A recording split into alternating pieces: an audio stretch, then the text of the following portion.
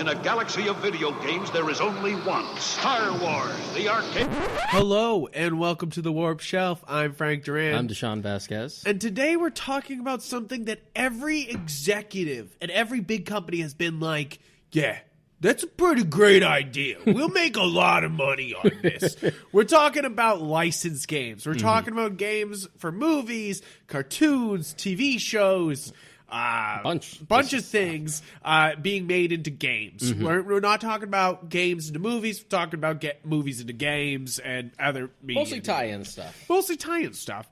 And they do have the reputation for not being very good. Yes. I think this is one of those things that if you look at the history of it, back in the 80s and early 90s, licensed games were everywhere. Almost every game on the Super Nintendo, every other game was a licensed game of some sort. It's a Batman, anything. Dick Tracy. Yeah, even older than that on like the NES, even as far back as like the Atari, you had like the E.T. game, and like the Nightmare and Friday games on that. Exactly, the terrible Ghostbusters game on NES. Like we'll get into those, but it's basically it's a long history. They've basically been tied together the entire time, and they've had a reputation for not being very good. And I think we're living in an age where it's died down considerably, but they still sell extremely well when they do come out, if they're well done. You know, like a licensed game still sells. I think they've probably died down because they don't sell as well as they used to, because I think people have just gotten wise to it. Yeah, but it's the same thing as movies. They just want the license, you know, like they just want the name. Other than being kind of fair for usually children, it doesn't seem to like make the bank that it might have. Yeah, maybe. I think there's some that win. Still, there's Battlefront 2 and New Order and stuff like that. But there's like you said. But then there's also like the obvious, like, this movie just came out. We made this game in 3 months. Yeah, here you That'll go. be good. That'll be good. So we'll kind of go through a list that we've created, alphabetical order, all alphabetical, and kind of just take you through the good, the bad, and the real ugly of these guys. And guys, remember to like, subscribe, and also leave your suggestions down below. If we miss a game here, please let us know, and we'll definitely try to play it at least. You know, assuming we haven't already and we just forgot. Disclaimer: we are not Teenage Mutant Ninja Turtle guys, so they are not included on this list. Yeah, neither of us are TMNT fans, so don't expect like Turtles in Time or whatever the hell the Genesis one was called. Sorry, guys. Or Transformers, you know, like anything that, I'm bigger into Transformers, but even then. We want to talk about games we've actually played. We will not, we actually want to talk to you ones we're actually experts on. So if we're missing a game here, maybe we haven't played it, so please let us know and we'll get our hands on it. Thing on Transformers when we get to the T's, I guess. Yeah, but, all right. Let's see.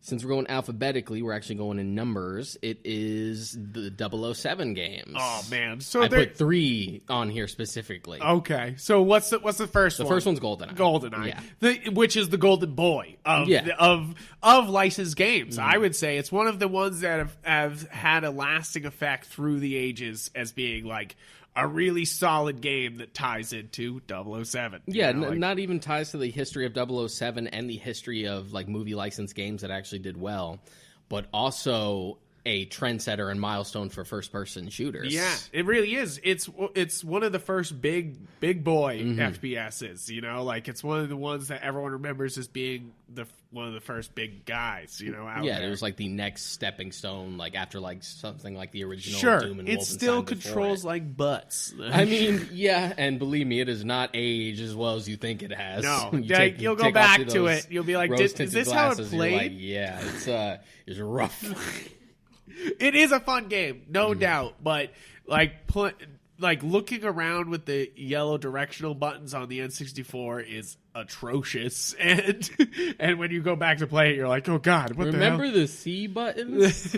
You're like, please no. Remember the N64 controller in general? It was just a beta for the GameCube controller. Yeah, they're just like, more or less. It will be weirder. Like, I mean, there are just, I didn't even put it on this list, but there are games that I feel like have taken the formula and done it better. Like, I don't know if you ever played 007 Nightfire back in the day. I played Nightfire, yeah. In its own day, it was like maybe like a 7.5 out of 10 type game. But what's the other one that came polished. right afterward. Die Again Tomorrow, whatever the fuck it's called. I know there was a Tomorrow Never Dies adaptation. Yeah, which it came in a blue cartridge Yeah. instead of the black cartridge of GoldenEye. It's actually pretty darn good. It's Really? basically the same thing as GoldenEye. They just kind of were like, hey, maybe we could expand the story a little bit. Yeah, and Rare they didn't tried. make that one, right? No, I don't think they but did. it's solid, you know, like, and it definitely, a lot of people I've talked to who are GoldenEye diehards are like, this one's better, you know, like... I mean, then that's a better track record than the actual movies that they're based on, Yeah. because GoldenEye is the only Pierce Brosnan Bond film that I actually really like. Yeah, and I don't like Pierce Bronson. At me about that, because I don't give a fuck. I don't like Pierce Bronson. GoldenEye is really, that first movie is great, and then like that whole era just kind of petered down. But hey, True. it happens. Rules of averages. I mean, let's face it, Craig's run has been very hit and miss. Yeah, it's true. It's either or, you know, like, Yeah. that's good or bad, good, bad. But the next one, as far as 007 is concerned, did you ever play the From Russia with Love game? I don't know. What was it on? It was on PS2 and Oh, Xbox no, and I don't GameCube. think so. It was pretty good. It was based on From Russia with Love, but they do sprinkle in other stuff from like Thunderball, specifically the Connery Bond films. Oh, cool. And they actually got Connery's likeness, and they got him to voice Bond in it. Whoa, that's Yeah. crazy. I didn't know that. So what's cool about it is that it's super retro. So like all the gadgets are like from the actual period. You get like the weird jetpack stuff Yeah, and stuff. It was nice. a cool game. Like it felt authentic. That's cool. Yeah. That seems fun. It was solid. Do we have Quantum of Solace? Yeah, that on was the next here? one. That's the next one. Okay, because there was a Casino Royale game and it was okay, but Quantum of Solace game on Xbox 360 and I PS3. believe PS3 was actually really solid. It was a third-person shooter, Bond, and it really felt like you know, they have Daniel Craig's likeness. It really felt like you were playing through a Bond game, and it's actually pretty solid. I played through the entirety of the game. I really liked it. Yeah, I didn't mind it. It wasn't like revolutionary or that's the anything, thing. but That's why I'm not like raving about it, It's because I don't definitely- want you to go being like, "Wow, this is going to be the best Bond game ever." That's It's a good fun. example of just like it's more exciting to play than it would be actually watching Quantum of Solace. Yeah. So, We have problems with Quantum of Solace, but that is a good one to bring up because there is also the GoldenEye remaster Yeah, where it was more or less like a remake from the ground up with Daniel Craig instead. yeah. Where Yeah. we were like, "What? Wait, what?" I mean, it was fine. Yeah, sure. It was fine. Technically speaking, I guess it's a little better than GoldenEye just because GoldenEye's a mess to play now. Yeah. But it's never going to have that same No, novelty. and it's never going to play. You Yeah. know, never going to grab that same attention. You know, not in the way you want when Exactly. you make these big changes. You know, like But so. there are peaks and valleys, just like anything else. Yeah, exactly. But yeah, definitely Quantum of Solace was. I had a good time. It was a good shooter. Next up is Batman. Batman. You know, we're the Batman experts. So Yeah. welcome to sit down right here. So basically, there's starts with Batman 89. 89 on the NES, yeah, the and then NES. there was no good Batman game until the Arkham games came out. Whoa. Yes, Yeah. believe me, I played a lot. I suffered Yeah, through it all, I just know. looking for that fix I that know. wasn't fulfilled until Arkham Asylum came But out. NES is real good. Yeah, NES it's- is real solid. It's a weird game too. It is weird. because it's strange. it's one of those things where just like, well, the movie does lend itself to be a game, but we also have to make it a game and a platformer, so we're going to add a bunch of weird platformy shit that you would never see in a movie. You're just like, what? And but the graphics wise, even at the time, it's real. It looks real. It's a good looking game. Yeah. You know, like I really do like the aesthetic of Batman '89 and on NES. We also have the Super Nintendo version of pretty much the same game. They pretty much More or released the same fucking game. So that's why when you said there's no other good games, you're like, well, there's that one. You're like, but it's the same one. And then we have a lot of stinkers here. Yeah, they did like the Batman Returns game, which was like mediocre. They pretty much did one for like more or less every movie. Every movie and it was just has a a stinker. They had one where they tried to do like based on the animated series. There Yeah, was Dark. that was no good. It's like that was then there was like Dark Tomorrow and Vengeance, which both sucked. Like it was just Yeah. barren. Just cash grabs. Just barren until Rocksteady just cash came in. grabs, you know, like, which is really sad because Batman deserves, of course, better. Like, Yeah. And then he finally does get it, but it's like there was a bunch of just cash grabs for a very long time. And you're just one of those things where you're just like, even beyond the love of Batman, just like Batman, doing a proper Batman game lends itself to being a really good game. Yeah. And it's funny that it took until Arkham Asylum for them to finally get it. So yeah, then we got Arkham Asylum, we got Arkham City, and then we got Arkham Knight, which And Origins, I guess. And Origins, I guess, which I have played Arkham, I've played City, and I have not played Knight. Knight was kind of disappointing. Yeah, you didn't like it so much? I really liked Arkham Asylum. It was definitely a pleasant surprise because just like, oh my god, not only is this a good Batman game, oh my god, this is actually just a really good story. game. Yeah. It's just a really good game on its own. And so that was great. So much like fan service. I like that it sort of felt like it was its own universe for like most of the key Batman things have happened. The key element is there. We get Kevin Conroy, we get Mark Hamill. You make me happy. By immediately. Doing that, like by doing that, you're like, yes, this is exactly Batman. Like because you bring in the Batmans. Like. And plus, the Batman in those games has long ears, and long ears is the way to go. It's the way to go. It's the way to go. But then City came out, and I loved City. I like that it opened itself up. Opened everything up. Much darker story. It was the last one that like Paul Dini had wrote because he wrote the first two games. Yeah. And it shows like very tragic. Super good ending. Yeah. And then Arkham Knight kind of comes in, and this was one that they decided to write in-house, and it kind of shows because it doesn't have like the same punch. Yeah, it does. And they're like, is Arkham Knight? Is it not Jason Todd? Oh, I bet it's not Jason Todd. Oh my God. And like anybody who's a Batman fan knows from looking at that fucking dude, it's Jason Todd. I didn't even play the game, and I knew that from the minute the fucking shit came down. I was like, Jason Todd. Because I gave them the benefit of the doubt because it was such a stupid, obvious thing for it to be Jason Todd that you could have gone a completely different route. They're like, but we can make a cooler version of Red Hood. It's okay. And then, we can do it turned out to be Jason Todd. It was obvious from the start because he's so fucking whiny. Which I don't mind Under the Red Hood. I really like that story. Yeah. But it is not a way to end a trilogy, and especially one where the entire premise is, Joker's dead. What happens after the Joker's dead? Yeah, and then like Scarecrow takes over the city, which they had like sort of hinted at in Arkham City and like an Easter egg you could find. Yeah, it's funny. There are 2 Easter eggs you can find that lead into the next like subsequent game that are really hard to find. Oh, cool. Like in Arkham Asylum, if you blow up a certain wall a certain way, you actually find a hidden room that the developers put in there. And you can see on a table is blueprints for the Arkham City project. That's wild. And then in Arkham City, you can find one of the ships in harbor. Yeah. That you can actually go underneath, and you can find like a lab that Scarecrow's been working on. So you're just like, well, I guess I know who's the main threat is the next one. That's wild. And that's exactly what they did. But the Arkham Knight thing was dumb, and it was sort of like, yeah, it's Arkham Knight, but he also actually becomes Red Hood by the end, and the way they do it is sort of clever. But I'm just like, I didn't need a Jason Todd story at this point. And even beyond like the storytelling stuff, I don't feel like it earns a lot of its moments. And even gameplay-wise, it just feels repetitive. Yeah. Like, you thought you wanted the Batmobile. That was the thing. I got guns on a Batmobile. That was one of the things that we were I literally said that to him when you bought the game. I was like, how's the Batmobile? How's the Batmobile? And it's just like, well, it's good. It's fun, but they overuse it. Yeah. They overplay it way too much.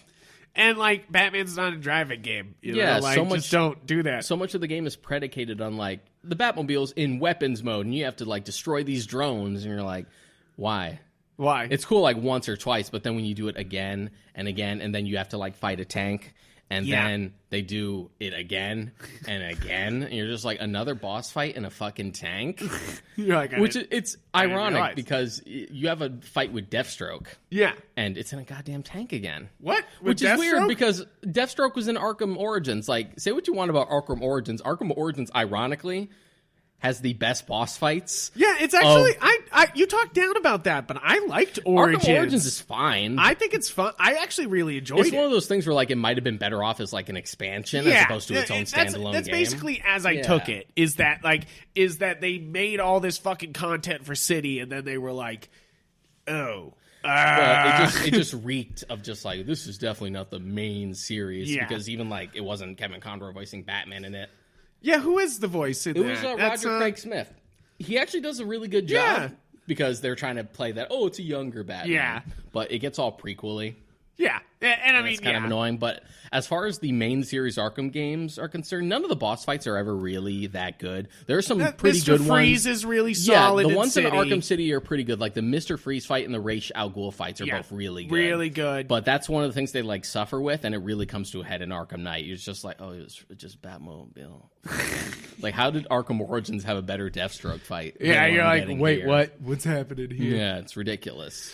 And there's also the armored edition they put on Wii, which just made the game extremely easy that they did for City. That cracked me up. Yeah, because you had like the electric gloves, right? The gauntlets, which was basically a win button. It was like, it's already an easier game, it's kind of a button masher. Anybody can pick up and be like, I feel like Batman, which is what they wanted, they wanted to be like, oh, cool, like any idiot can pick it up and be like, I'm cool and good at Batman. That's an interesting thing to note, that free flow combat system that was introduced in Asylum has actually become a mainstay in like games in now. A lot of games, because it's a very like simple, easy to play, like hard to master. Spider-Man is a main culprit of just stealing that.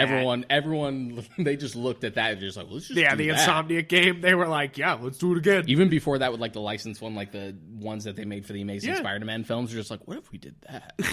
Which it makes sense. It's the same as any other RPG, like an action RPG. You have set moves you could do, and those set moves will work, like to take down these people, but I just think that Armored to get back to Armored City, because we'll get lost on Armored Edition. Armored Edition just made everything super fucking easy, because it's already an easy game. You're fucking beating the shit out of everybody, and then they're like, yeah, but you could do it with electric gloves. And you're like, cool, and then everybody's just like, no, Batman, this fucking hurts, and then you're like, no, like, and just beat the fuck out of people, and it's a fun game. Definitely the Wii U was limited in trying to play, like, of course, I would love a Switch version. Like, dear God, where is my, like, remaster of Arkham's on Switch? Like, I don't need City. I don't need Knight. I just need Arkham Asylum and City. Yeah, they did like the dual collections on PS4 and Xbox One, but not Switch, and it could totally run on the Switch. Right? Knight would be a bigger problem because that was developed for the PS4 from the ground up. Exactly. So it makes sense that wouldn't be on there, but I would play the fuck out of those games again. And I'm sure there's tons of people who agree with me. They would go back to playing that game again on Switch. There is sort being of able to pick it up and take it anywhere and be like, pause, Batman will sit here, and then I'll come back. It's one of those things where, like, it's sort of that classic trilogy fallacy where they kind of trip at the finish line with that third one. Yeah. Which is sort of a shame, but there is still a lot to like in Knight for what it is. I think it's a pretty game. I'll give it that. The graphics are really solid. And to be honest, the problem is I think the side story stuff and all the side quests tended to be more interesting than the actual main story, which isn't uncommon for games, but in this case it was sort of underwhelming. I'm playing The Witcher 3 right now, and I gotta say, the main story I don't give a shit. Like, sure, find Ciri. I'm sure that will be fine. Yeah. But I'm like, is that old lady need her goddamn pan? Let me get that shit for you. Like, yeah, but that's also the thing with The Witcher is that it's also paying off stuff that was built in the first two games, and you're just like, I don't know what those are. No, I get it. Yeah. I get it, But They explicitly, every time they make a connection to Witcher 3, they're like, remember when we were friends in the past, Geralt? Like, you're like, yes, I do, because obviously that's connected.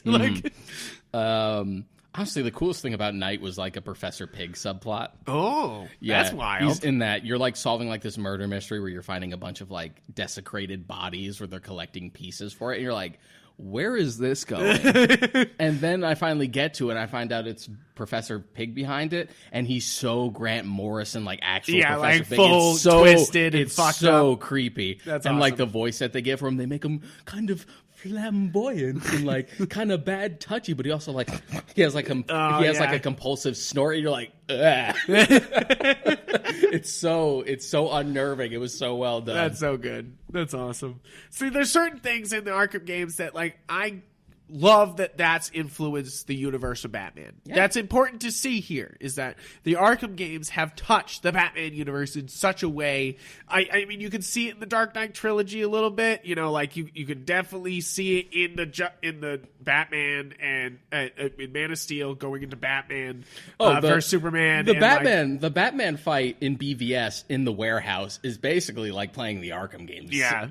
Like that whole free flow combat thing, like it looks like an Arkham game brought to life, and it's fucking awesome. But it's true. It's just like it's not a bad thing that they have touched other media. Yeah, and it's become a big in for people to get into Batman. I've known people who have like now gotten into the comics or other media for Batman because they played the Arkham games. Yeah, which is a great way to get in because it does introduce you to pretty much all of Batman. Like if you're going to say like the Arkhamverse version of Batman is your Batman, you could choose a lot worse. Yeah, right. That's true. But they're great games. Either or, give them a shot. Yep. If you haven't. So next up. This actually screws up the alphabetical order because I kept jumping around a lot when we were adding stuff.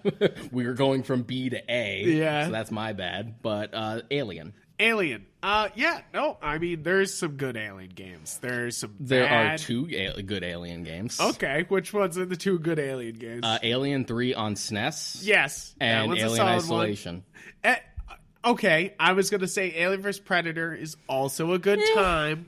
I know that's jumping around in this list a little bit, but not really, because it's still under Alien. I have nothing to say about Predator other than... I really like that game. I mean, I've always been a real sucker for the sub-franchise of Alien vs. Predator. I am, for some reason, have always been like, this is a good idea, and the executives have been like, that's a good idea, and the writers have been like, I got no good ideas. And I don't mind the first AVP. Like, it's fun for what it is, despite it being PG-13. Requiem was absolute trash. It's trash, but it's fun trash. It's not great. It's not sort great. of fun when you can see it. Yeah. That movie's so damn dark. It was the Solo Star Wars story. But what's funny is Alien vs. Predator Requiem is actually pretty solid of a game, too. You know, like they're not bad. They let you feel a little bit like you're...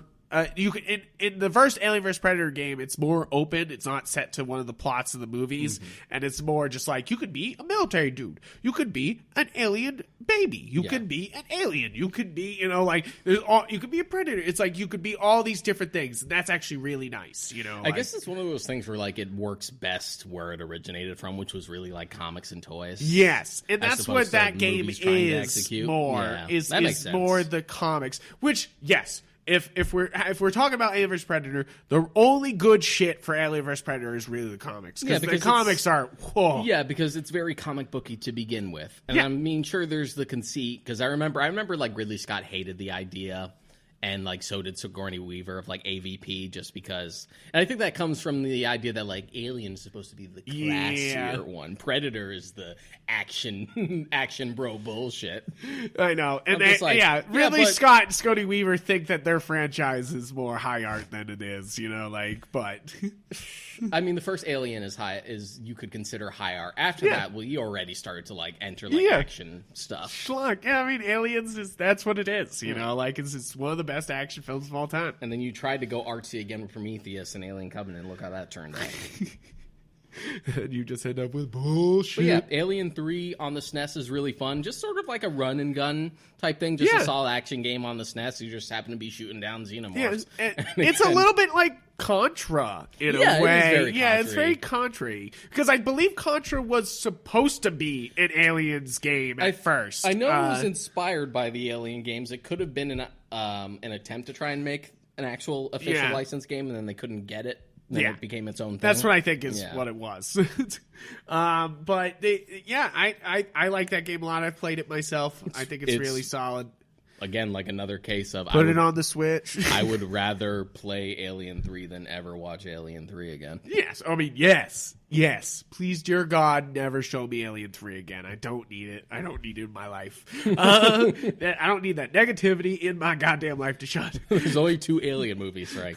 We could just forget about the rest of them. Any single other of them. But yeah, and they keep trying, you know, like I think Alien Isolation is the real tick. They finally were like, let's go back to the original game, the movie, and try to recreate that style. Yeah, because they had tried with Aliens Colonial Marines. Yeah. And that was absolutely terrible. Yeah, that was bad. But it actually did sell fairly well, which is what actually sort of gave Alien Isolation the green light. Really? So that's the funny. only positive I'll give to Aliens Colonial Marines. That's funny. And that because that was another attempt to just like, let's try to replicate the aesthetic. Yeah. We're actually going to bring like Hicks into it, and we're going to bring the actor to voice him. It's going to be great. Yeah. It's just like, this is not great. This is not good. So Alien Isolation decided, it's like, all right, let's just bring the series back to the original roots, make it a horror game, straight up horror, not action, and really try to replicate the aesthetic and the OST of the original film. Now, this I bought on Switch, and I have not played yet, but I'm really excited, because I've so also good. heard the port is real solid. If you're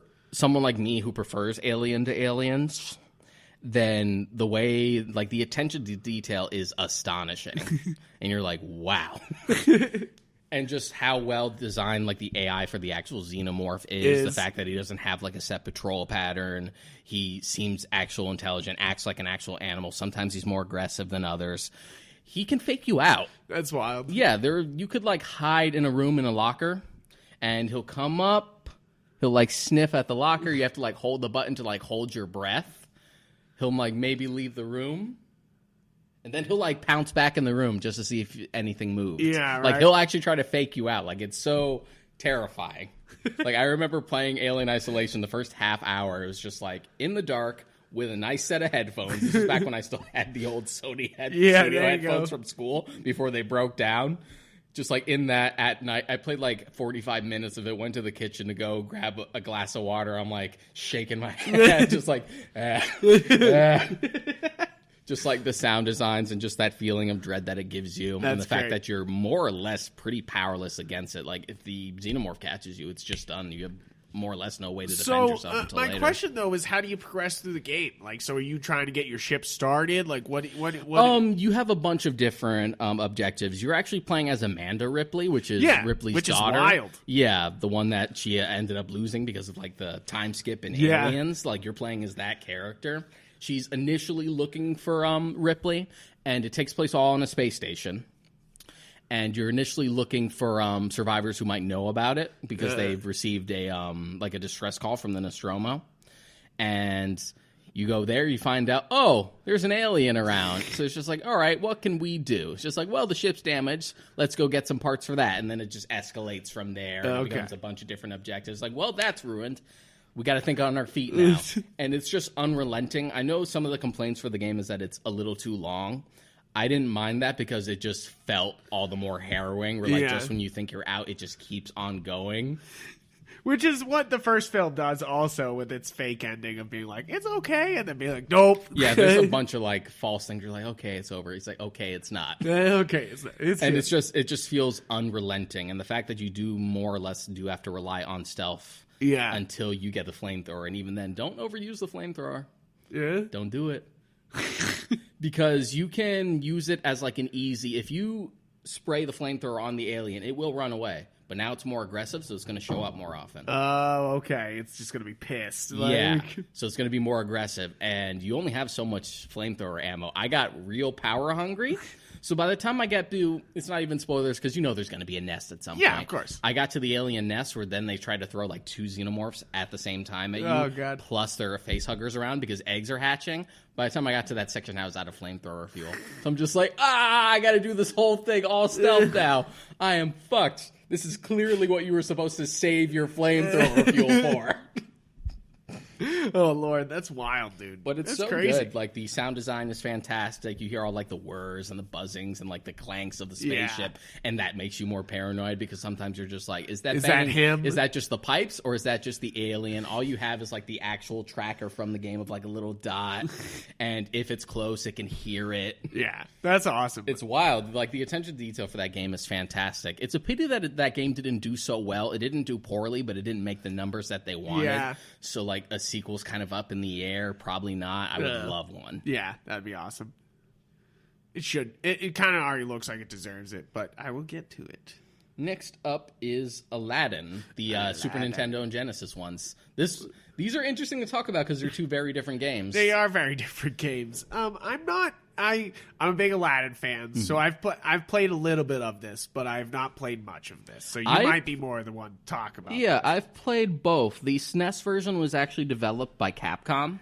Okay. And that's the one I prefer. It's more of a straight platformer. It's all about, like, jump timing and stuff like that. It's a little more bouncy, a little more fun and streamlined. The Genesis one is more like a side-scroller, and the Genesis one people like because it's the one that actually gives Aladdin a sword. And that's his main I've form. played that one. That's the one that's like main form of combat. They're two very different, good licensed games made by two different developers. That's the interesting thing. Yeah, you're like they're wait, both what? different, but they're good. So you got two different experiences based on whether you had a Super Nintendo or a Genesis. Which on Switch you can play both now. You can play both versions, or is I it don't just think so. I know they came out with a collection that had like it and the Lion King, but I know that's specifically for the Genesis one. Oh, okay. Because that developer also did the Lion King game. Okay, cool. That makes sense. Yeah, but I would love the actual SNES Aladdin because I prefer that one. Okay, all right. I mean, they had great graphics. I really both of them really looked like it really nice. tried to replicate like the style of the movie, especially the Genesis one had like amazing sprite work. Yeah. Yeah.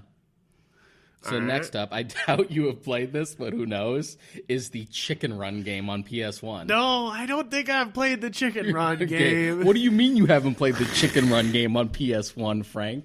Get your priorities I'm sorry, straight. Deshaun. Where's the remaster of that? Where's the remaster of that? So it was for the PS1. It was sort of like baby's first stealth game. It's like sort of a Metal Gear Solid clone because, Chicken Run is more or less like the Great Escape. Yeah, exactly. So it's like a stealth prison break game, and yet surprisingly, it was actually pretty well designed. That's wild. Yeah, it's really funny. I would have never expected when you put that on the list. I was like, I do not know that game. Yeah, it was like one of those easy games that I think our dad bought us to just like shut me and my brother up. Yeah, because we knew we liked Chicken Run. I pretty much like anything that Aardman makes, and we're just like, oh, this is actually pretty good. And then playing it a few years ago, I'm just like, what the fuck do you mean this kind of holds up? Yeah, you're like, what? That's wild. What was it on? PS1. That's crazy. Yeah, it's ridiculous. You'll get that on any PS1 classic, that's for sure. What did you get on the PS1 classic? That library 20 was games. garbage. 20 games. That's it. Not even good Twisted Metal. Like, not even the ones you want. Yeah. So next up is the Chronicles of Riddick games, the two games. Oh, so we've talked about this a little bit already. They are at least Butcher Bay. Butcher Bay, I love that game. Is fantastic. It is still one of my favorite games. It's a lot of fun. It's you get Vin Diesel as the voice actor in it, and the likeness, and he's doing all his like edgy, the coolest lines. Yeah, exactly. And the fact that like it's accurate to the source material. It's a great great game. Yeah.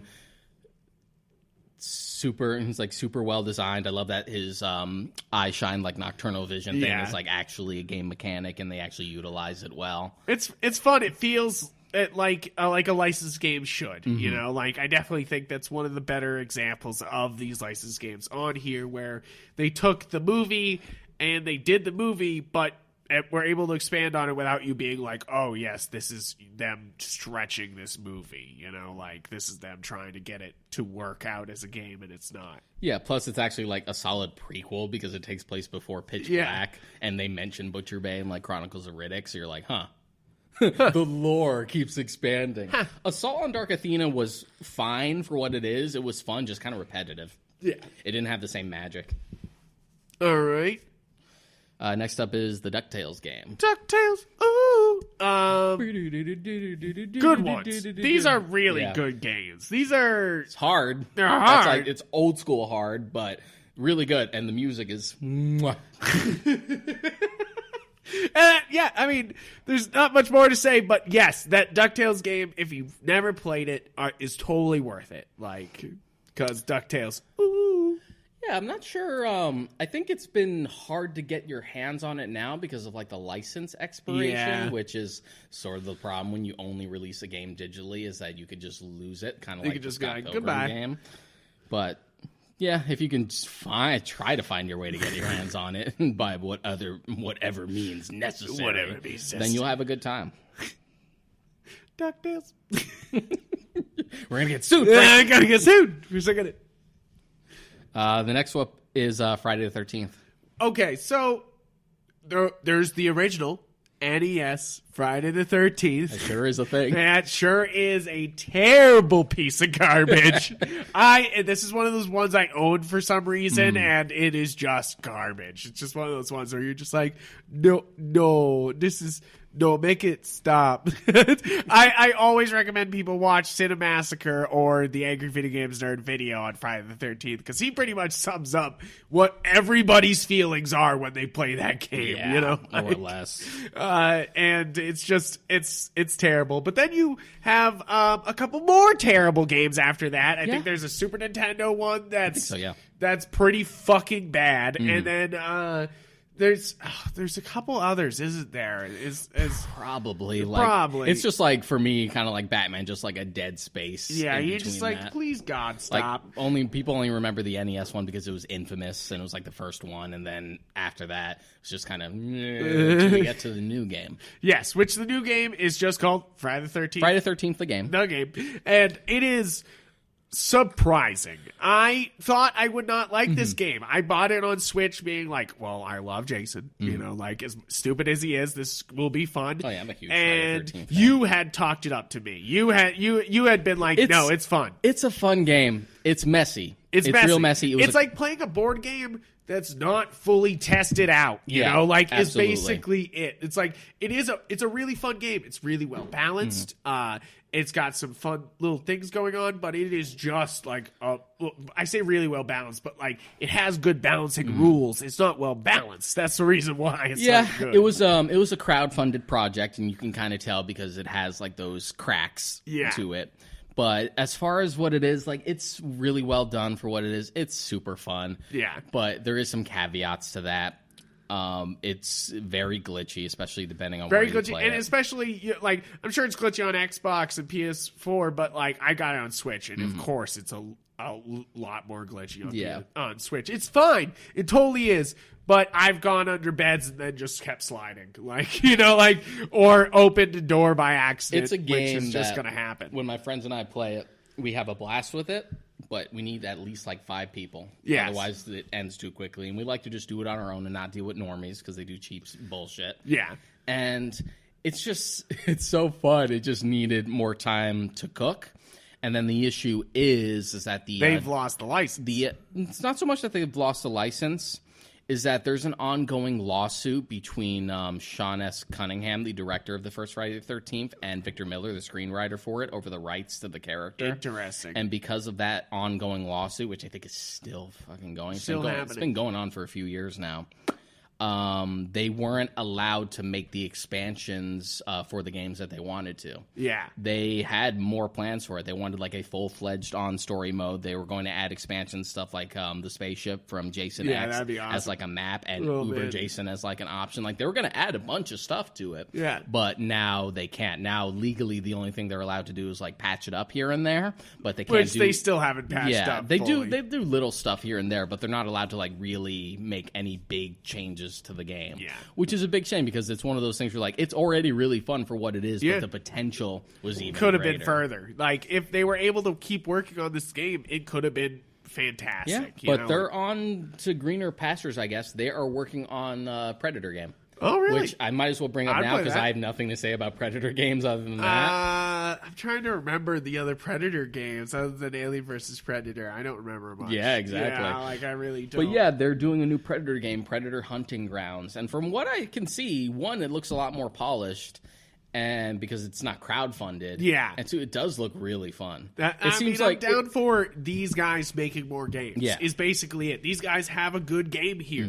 And basically, they had to get crowdfunded to get this made, but like if you give them a little bit more, if they bring the same level of like love and detail to Friday the 13th that they do to Predator, then we might have something with a little more polish. Because the attention to detail in the Friday the 13th game, despite it being kind of messy, is amazing. Yeah. The fact that like every individual map like is mapped to each movie and like the sets and are they're accurate. like the really houses. well done. They're like placed where they're actually placed. The fact that you have like the fact that you have the option to play as a bunch of different Jasons and they all have their own buffs and debuffs and they all look just like they do in their each respective movie. I love that. That's the reason why I played so much. I put 40 hours. Yeah, into there's the so game, much. There's so much like when fan I definitely service. shouldn't have because it was so broken on Switch. But it was so much fun because it was so fun to get more Jasons. And get more things for him and like. I felt bad for the friends that I had played it with who had only had sort of a passing thing about Friday the 13th, but they found it a really fun game. Yeah. Because when I was playing it for the first few times with them, I was geeking out at all the little details, and I'm just like, oh my god, this is Tommy Jarvis's room from the 4th movie. It has like all his masks and stuff. Just like, oh, this is the room from this one. This is the room from this one. I'm like, oh, it's cool that he has this debuff because this is zombie Jason, so he walks slower. This is so awesome. So just like that level of detail to a Predator game could be cool. It seems like it's playing pretty similar, where you're just like you have your group of mercenaries, and then one person gets to play as the Predator itself. That'd be cool. But it seems like, it sounds like mercenaries would be able to fight back more than Yeah. the campers do. The campers are just like Exactly. except for Tommy Jarvis. But it looks a lot of fun. We should look up like some gameplay stuff for it after. Yeah, because it does look fun. and the Friday the 13th game, the newest one, it's worth it even now. Like it's like as much as I'm talking bad about the glitches, like I would go back to play that tonight if somebody was like, "Hey, you want to play Friday the 13th?" I'd be like, "Yeah, I would." Yeah, you know, like it's good. It's damn good for what it is. It's not. Absolutely. It's not like I wouldn't show it to everybody, but it's good stuff. But as far as like being a Friday the 13th fan, it's just like yes, yes. Kills are solid. You know, like it's absolutely. The next one up is the Ghostbusters. Games. So we have the notorious is it NES? Yeah, it's NES who has the notorious Ghostbusters game. This is another one where you're just like, oh Jesus, did they fuck this up? Like it's just a bad game. It's really like I put it on the same level as Dick Tracy or the Friday the 13th game where you're just playing it. And you're just like, ugh. Oh, this is a license I like, and you just or the Back to the Future one that they did on NES. Oh, as well. yeah, Just basically any movie license game that came out on the NES, other than Batman, I guess. Yeah, like there's some pretty fucking bad ones, but yeah, Ghostbusters. Yeah, the NES one is bad. It's just straight up bad. It's notorious. It's like one of those ones where you're just like, oh Jesus. But then there was the one that came out on the Xbox 360. Yeah, you're skipping. There's also the new Ghostbusters on Super Nintendo. I never played the new Ghostbusters on Super Nintendo. Go ahead. Weirdly, pretty fucking good. It's one of those ones where you're like, this should be good. It's based off a fucking cartoon, and it's Super Nintendo, and you're kind of like, uh-oh. And then you play it, and you're like, hey, I'm busting ghosts. Like, I'm not saying run out and play this game right now, but it is a solid Ghostbusters game. It's solid, but it's nothing in comparison to the Xbox 360. Now on Switch, now on remastered it's been, on everything, reported on all modern consoles right now. But we basically get what in this Ghostbusters game, an actual Ghostbusters 3. Like if you count Ghostbusters 2, which I do, as being a true sequel, we always felt like there should be more. I feel like if you leave Ghostbusters 1 as it is, it can live as its own thing. But 2 leaves you to be like, well, obviously you got to bust more fucking ghosts. 2 isn't terrible. It's just I just kind of shrug at it. Yeah, I have a good time with 2. I like hate 2. it. I don't dislike it. It's just kind of there. Yeah, people do not like 2. I like 2. I think Ghostbusters 2 is a good time. I think the portrait idea is really cool. There's some really cool things going on. But overall, I wouldn't I wouldn't love it. I wouldn't call home about it. But Ghostbusters the game is a really solid game. My only issue with it as far as story content is concerned is that it's It gets a little derivative because they try Yeah. to bring in elements from like the first two movies, just like here's some Gozer stuff again, here's some Vigo stuff again, but that's more just like a wink and a nod and trying it to be authentic, which it is. The fact that it has like the likenesses for all the Of Ghostbusters everybody. and everyone, even Bill Murray actually came back to play them, which is Which wild. is astounding. Because Like, he never getting Bill does Murray that. to do like any project, I hear, is very tough because he's a weird guy. Yeah, I think it's basically just like he's let's like- do Wes Anderson things and He's that's it. super aloof and he just kind of disappears. You can hear stories about how like they hired him for a movie and he said yes to it, but then he would just you would never hear from him again during the pre-production process. So they would get to like, Shooting time. okay, and be we're like, shooting tomorrow. Are we good? And then he'd show up on the day. He was like, yeah, we're good to go.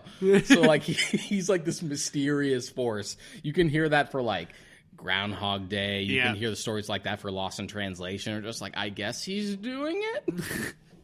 And I feel like this game, he actually really does a good job here. Like it's everybody does bring it, and it's like we'll never truly get with a lot of the Ghostbusters passing away. We will never really get a real Ghostbusters 3. So Yeah, after Hell- I mean, we're gonna get what is that new fucking movie gonna be called? The new Ghostbusters. I don't fucking know. New something. I don't care. I don't care. I like sure Paul Rudd. Yes, he would be a great Ghostbuster. That's all I can say about that. And movie. they're very much like, what if we they're trying to give it like that Stranger Things type vibe. They're like younger kids, right? Yeah. Yeah, right? You can fall for this. It's just like I'm so numb because like there's only been one really good movie, and then after that, Yeah. like the remake was garbage. So I'm just like, yeah. I mean, good luck. Oh, it's Afterlife. Ghostbusters Afterlife. It that's just came. That's it just came to me. Here it is. Which, like, I feel like Dan Aykroyd could have another good Ghostbusters movie in him, but I don't think Afterlife is it. You know, like No. But so if your best hope for Ghostbusters 3 is this game, play this game. It's fun. It's on Switch for really cheap. Give it a You know, shot. like, give it a shot.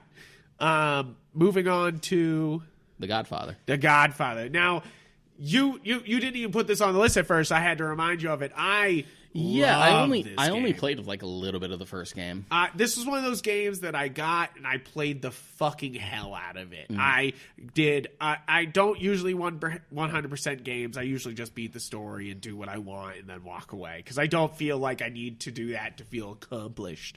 I know you do. You need to platinum some games, but I Not every game. I only have like 32 platinums, frankly. God. But I don't feel that way. But for Godfather, I put in the time. I was a big Godfather movie fan, and then they were like, here's the movie, but you can play through it. And I was head over heels. I loved this game. It was so cool that you could control and take over parts of towns. It was like this big open world concept that like... But instead of Arkham City where you were just freeing people up, you went around and you were like, I killed all the gangsters over here and I killed the main gangster. I am now now in charge of that. It's very like Grand Theft Auto-ish. Yes. Especially like San Andreas, because San Andreas played with that idea of just like gang wars and expanding your territory. Exactly. Very much that. The graphics weren't great at the time, you know, they're fine, but it basically plays through the Godfather movies, you know, like, and I was head over heels for it at the time. Like, if anybody talked to me when that game was coming out, I was just like, I would talk to you about fucking Godfather the game, you know, like it was like so good. It's interesting that Al Pacino didn't want his likeness used for Michael in those games, but he lent his likeness to the Scarface games. Yeah, you're like, what? He's proud of Scarface in a little bit, you know? I guess, or maybe it's just one of those things where like he maybe holds Godfather with so much of a reverence that he doesn't want it to see it as like a game, which is maybe. wild. I also do. If anybody was like, hey, they're making a Godfather game, I'd be like, go fuck yourself. Until I played that game, and then it was just so great. Like being Michael running through the hospital trying to find your father, which is such a creepy scene in the original movie, like Godfather, but it's so effective in the game because they do the same thing, but you also get to fight it out with the guys you find. You know, like there's little things like that I loved, and I really like if there's any game that's a dream that will never happen as a port on Switch, I want the Godfather game. They'll never do that. They'll never, ever, ever do that. Like, that would be, to me, that's like them being like, here's Halo, play Halo on Switch. Like, that would be, that's how much of a dream that is, you know? Like, I think it's more just, it's probably just a licensing thing at this point. I'm and sure plus, it's not like, I think you might be like one of the few who are just like, the Godfather game, guys. Guys, anybody? Is anybody out there? Is anybody out there? Which, guys, if there's anybody out there, let's meet up and play some Godfather. Is that a multiplayer? No, it's not. We'll just all hang out and play it on different systems. like a real throwback LAN party. But on to a very different set of movies to adapt is Harry Potter. Harry Potter. So you have the classics. You have them adapting the movies. They did, on PS1, which I loved the Harry Potter Sorcerer's Stone and the Chamber of Secrets. Sorcerer's Stone and Chamber of Secrets on the PS1, and I loved Chamber of Secrets on the PS2. They're really fun. They're good collectathon games. I mean, they're more or less Zelda clones. Yeah, exactly. But you got to unlock a bunch of good spells and do a bunch of fun things, you know, like it felt like a Harry Potter game. You went through the story, you collected a bunch of spells, but that was my most fun part. You were like, oh cool, I can do a different spell, and that wasn't in the movie, you know, like, but it was in the books, you know, like it was very like Zelda-y. And then once you got to like the PS2 game for Chamber of Secrets, different developers, so very different game. The pull for that was that like you could explore like the school way more, and you recognize these games from the meme of the PS1 Hagrid of being like, which is why you'll never see a remaster of these games. You will never see a remaster of these games, but they are fun. But then even beyond that, I really liked the Azkaban game. That was really? I don't even remember that. It was on PS2, Xbox, and GameCube. It played more or less like the Chamber of Secrets game, just a lot more polished. Different developer. Hogwarts was a lot more explorable. The combat was much better. Cool. It was good. And then everything after that was just because they try to like switch up genres when you got to Goblet of Fire, and then after that it's just like, it's not what I want. I want to explore the school. I want to just fight. Yeah, I just want to do the thing. They also have the Lego Harry Potter games, which we'll get into the Lego things. We'll all talk Lego about has its own category. They break them into just the two movies. I mean, they break them into two games. 1 through 4 and 5 through 7. Which is not a bad idea. I think it's a good idea not to have the complete, like, they're putting out the Lego complete Skywalker saga, and you're kind of like, Jesus Christ, that's going to be a gigantic fucking game, you know? Like, I mean, I'm looking forward to it. Yeah, but it's just like, Jesus, it's going to be huge. We'll talk more about Lego when we get to the elves. Yes, exactly. But those are solid games. They make you feel like it's a Harry Potter experience. Yeah, they even had I actually also had Chamber of Secrets on the Game Boy. Yeah, which was for the portable systems. They were turn-based RPGs. Yeah, which is wild. They were fucking hard. They were really hard. There was a Quidditch game that I love. Quidditch World Cup. I played the shit out of Quidditch World Cup. Oh my god, I love that game. We had actually brought this up before, I think. Yeah. Maybe somewhere, or maybe we've just talked about it. But here's the thing: I'm not a sports guy. Like, I don't care about sports to play them physically or playing them digitally. Even with like esports and stuff like that, turning video games into like sports mentality stuff. Like, I don't care. It's not my thing. But if you, what we're saying is Deshaun's Reggie Fils-Aimé. He's just like, if it isn't fun, it isn't the game. His last name is Fils-Aimé. No, sorry. For the record. I can't. I fuck up all the names. Yeah. But yeah, if it's just like, but what if we took what is basically a football or a basketball game and dress it like it's Quidditch? I'm like, you son of a bitch. And I played the ever-living shit out of it. And I did too. I played a lot of that game. I thought it was great. Another one that would be a dream port, like And would be that the one. cool thing about the game is that it actually sort of made a justification for catching the snitch. Yeah. Because you could play a game well enough where even if the opposing team caught the switch, you could still win. Yeah, if you had enough which of is a true. lead. This is how Quidditch was played, like if you were dominating the other team, it doesn't matter if they get the snitch or not, like, which is another great thing about, it's like, J.K. Rowling probably didn't think out Quidditch too much, but it feels... Yeah, it's hard to really just kind of come up with a sport. But she did. And the snitch is very much the obvious thing of just like, I gotta end this game somehow. I need just like a clear goal to just get to finish it. I love those games. I thought those were great. I miss that game specifically. I think I still have my copy of Chamber of Secrets on PS2. Oh, Definitely nice. don't have my Azkaban because I had Azkaban on the Xbox. Okay. Next up is the Incredible Hulk Ultimate Destruction. This game's just fun. Yeah. Like it barely ties into a Hulk movie. It barely ties into. Well, that's the thing. It wasn't really based on the movie at all. It was more based on the comics. Yeah, and They it's did fun. They did make an actual movie tie-in Incredible Hulk game based on like the Edward Norton film, Yeah. and it was more or less a clone of this, just not as good. Yeah, and like this is the real crown, Yeah. in the Hulk game thing. It's fun.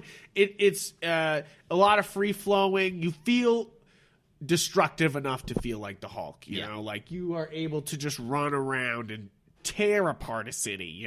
Like in the same strength and volume as Hulk would, like, and definitely, being able to pick up two like cars and slam them into each other and take make out like gauntlets and stuff like that, like everything you can play with. It's fun. It's one of those ones that was it's like instant classic, like at the time and still is. Plus, you have like the desert section and the city section, a full range to like explore and destroy. It was a lot of fun. It's a good I game. used to love the cheat code that you could enter, where you did just as much destruction, but it was with like Bruce Banner's model. Really? I didn't know So that. That's you're just awesome. like this tiny Bruce Banner, but doing just as much damage to everything. I know the same developers of the Ultimate Destruction ended up doing the prototype games. Oh, okay, cool. And- Which are great games and feel very similar. Yeah, they feel very similar, but my problem with the prototype games is that they're way more broken. Yeah. Like, they are glitchy fucking messes. Yeah. They're good though. Yeah, they're solid for what they are, but they don't have the same amount of polish that, like, Ultimate Destruction did. Yeah, I feel that. Probably bigger team. Yeah. Over there, even though PlayStation put a lot of money behind prototype at the time, like Yeah, they were really pushing that as, like, a thing. they were like, it's gonna be a franchise, and you're like, is it though? Like, It sure had 2 games. Is that a franchise? is that a franchise now? Second Son make it a franchise? No. Let's see. Next up is Jurassic Park. Jurassic Park. So I don't remember the name. I'm pretty sure it was just called Jurassic Park 3, but I had it on Game Boy Advance. And I remember hating and loving that game at the same time because it was bad, but it was Jurassic Park. Like you were shooting dinosaurs in the face, so I didn't care. And then, of course, there's all the arcade games. I was going to bring that up. I think if you're remembering the most fun Jurassic Park the game. most fun I've ever had with Jurassic Park has just been all the arcade games, whether it be like the old one where you were like in a Jeep set. I love that one. Like, I remember It's all that red, one. It was all and with the red. camouflage. And then even like the more modern ones where you're just like, you have like turrets. Yes, which I've beaten both. Yeah. I've actually stayed in an arcade long enough to beat both those games before. And I really do. I think those games are a lot of fun. I mean, they're straight up coin eaters. They're supposed to fuck you up so that way you drop in more coins, but they're fun, and there's some really shitty Jurassic Park early ones on Super Nintendo. It's like there's Lost World and it's okay. Yeah. It's another thing where in the golden age of licensed games, most were not good, and then you have the only other good console Jurassic Park one, has to be the park creator. Evolution. Jurassic World Evolution. It's just exactly what you want. It's exactly, you're going to build a park up, same as Roller Coaster Tycoon, except there's fucking dinosaurs, What could go wrong? What could go wrong, and that's pretty much it, Jurassic Park is such a great property, it's almost surprising there isn't more. But there is a lot of games to look at. They're just half of them are garbage. You know, like they're all just There was Evolution. There was another park builder. There's been several park builders, and most of them are solid. And then there's like the Lego game, which Lego is up next. So we might as well also save it for then. And I do also have like Telltale to talk about. Yeah, there was a Jurassic Park Telltale game, and it's like the only really bad game that they've ever made. I don't even remember it. Yeah, they did do a Jurassic Park one. It's the one that people try to forget. Like it didn't happen. That one didn't happen. Don't look at it. Which is weird because I feel like a choose-your-own-adventure style game in the style of like the other Telltale games would actually work pretty really well for Jurassic Park, but I guess not. All right. So did you say Lego's up next? Lego's next. Lego is the king of licenses. It's how they save their company. If you've ever seen The Toys That Made Us, they have the Lego episode, and they talk about how Lego was trying to do things for a very long time, and then they realized they could license things. And that's how we have the Lego empire as we see it today. You know, like, is them being like, let's buy all the licenses. So let's go through them a little bit. We got Star Wars. We have Jurassic Park. We have Marvel, DC. We have... what else is there? So many. Pirates of the Caribbean. Indiana Jones. Ninjago. The Lego movie games. Yeah. You know, like, so it's hard to talk about these all at the same time but they are very similar. They are very similar. I was going to bring it up with Harry Potter. Harry Potter for me was actually one of the weaker ones that I played. Yeah, it's okay. It was just kind of meh. Compared to Star Wars, it doesn't have the tongue-in-cheek as much. I feel like, and I had played a lot of them, not every single one. I feel like the top ones are the original Lego Star Wars ones, Lego Indiana Jones, and Lego Marvel Superheroes. Yeah, I like the DC ones, but they don't open up the same as Lego Marvel Superheroes 2 does, and that's really cool. They tried to with Lego Batman 3. Because that was the one. It's like Lego it's literally called Beyond Gotham. Yeah. So it was more a Lego DC Universe game than anything. Yeah, which it's fun. It's fine. It's just, I think it's a little too late with the DC games because you have the two story-driven ones, and then they open it up, and you're kind of like, too late. You know, like, because the Marvel one was like story-driven, and then they were like, open it up. I love Lego games, but they can be the same thing again and again and again. But I'm still going to get that complete saga for Lego when it comes out, just because I like the idea that it's not just a port of the original game, so it's also sort of a remake from the ground up and incorporating new elements, so I'm down for that. I got to give it to Lego, though. One last thing to say about the Lego games is that they are the best at adapting a movie into a game, and it still feels like the movie. You know, like every single one of these licensed ones, you feel like you've seen the movie or played through it. Absolutely. Like, no question. That's why I really enjoy them in general, is that for a certain age they're perfect because they could go through the entire story without having many of the dark elements, you know. I do sort of miss when they didn't have like much voice acting in the game. I like that they were just more kinda, like hammy, they slapsticky. were like slapsticky, very pantomime-y. Yeah. Like it was really cute, but then eventually they would either do voice acting in the case of like Lego Marvel Superheroes, or the ones where they're specifically which they do licensed. Do a good job of getting good voice actors for most of these Lego games. I would say the more awkward ones is like Lego Jurassic World, where they're literally just using voice clips from the movies and animating around that. Yeah, that's super weird. Like, I mean, it works, but you're like, it's kind of awkward. It's awkward. So moving on from there's also Lego Lord of the Rings, and that one's a pretty solid one. It's funny because Lord of the Rings was the Lord next. Lord of the Rings is next. Lord of the Rings is next.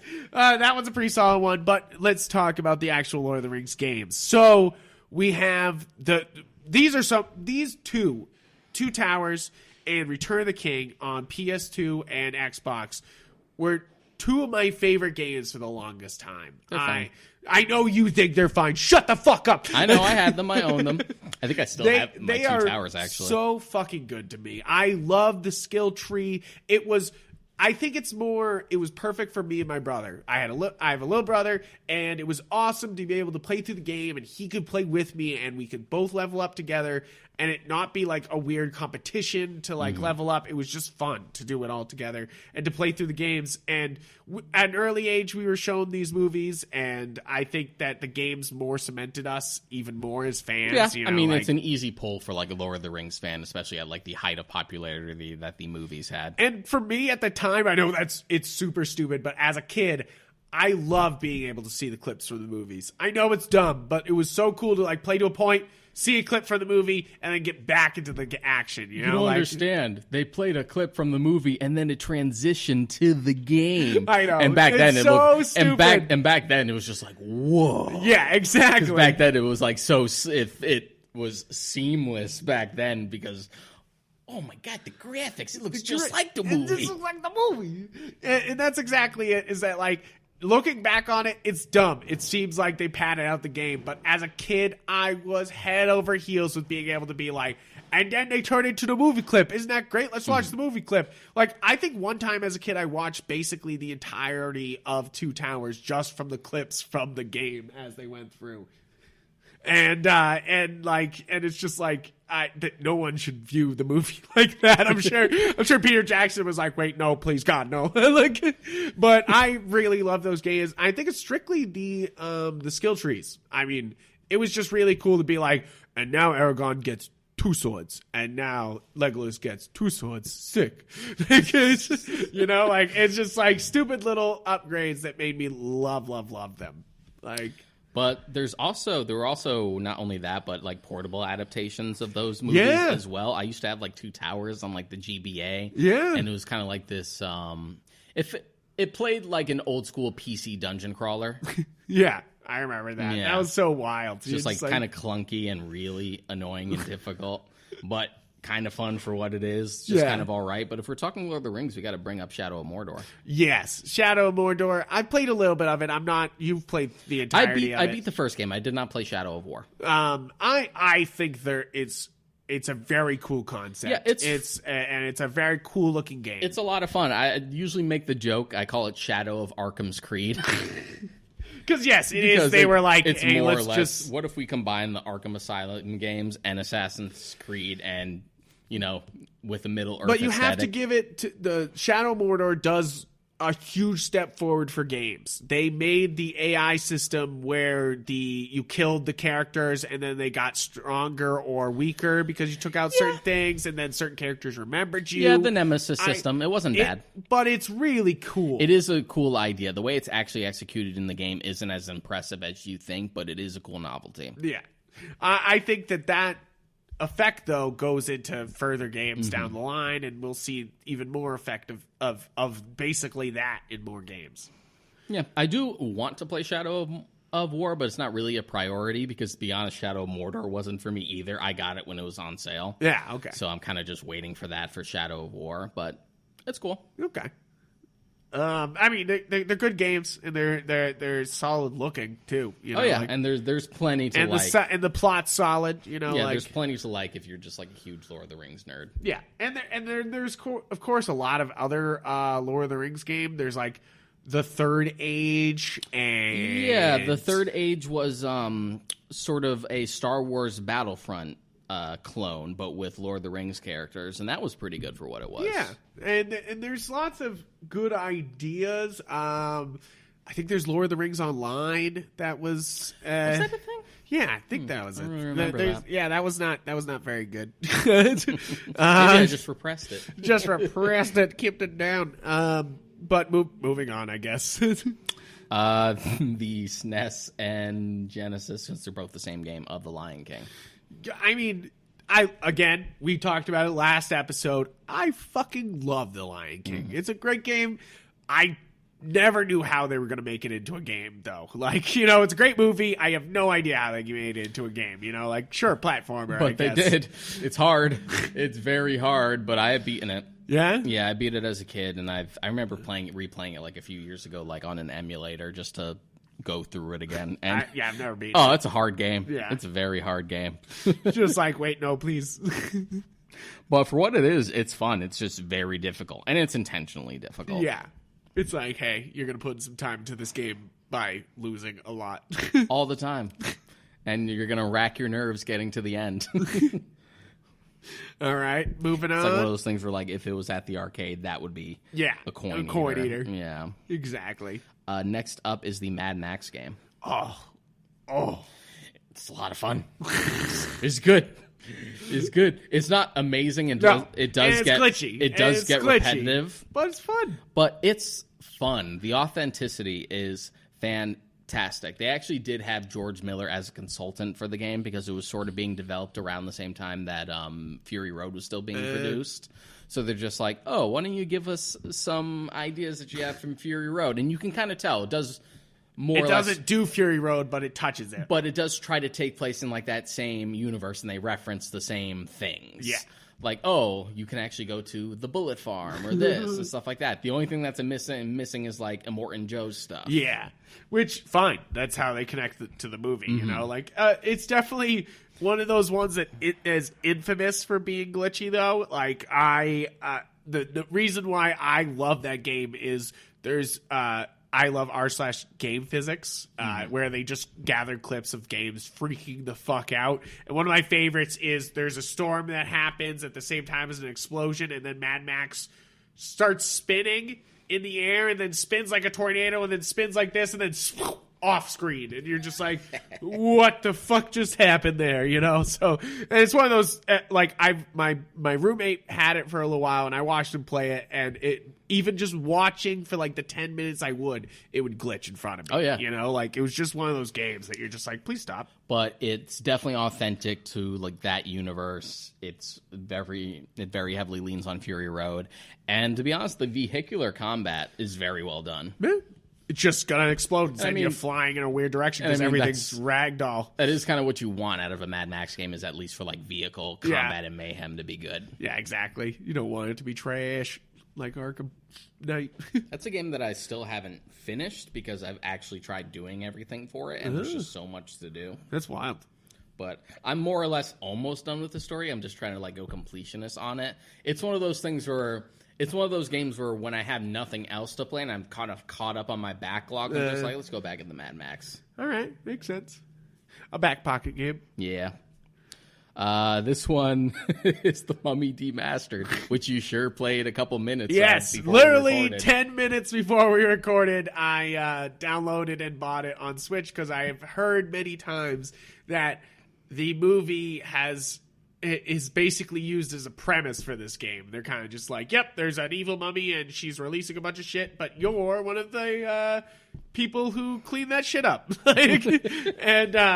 And I have played basically only 10 minutes of it, but I got some good feels from it. It's basically a Metroidvania, but with a bunch of horror aspects. 5 minutes in, already better than the movie. Yes, already better than the movie. And that's all you have to say, is that the movie sucked. The Mummy with Tom Cruise, terrible. This game has nothing to do with that, but set in the same universe.